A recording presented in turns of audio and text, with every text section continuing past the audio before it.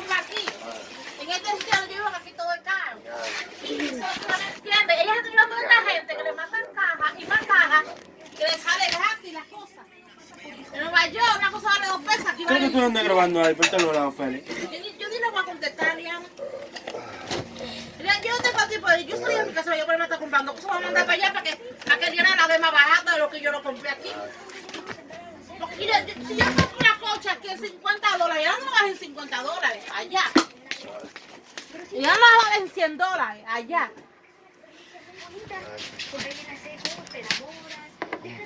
Ahí tiene, pa.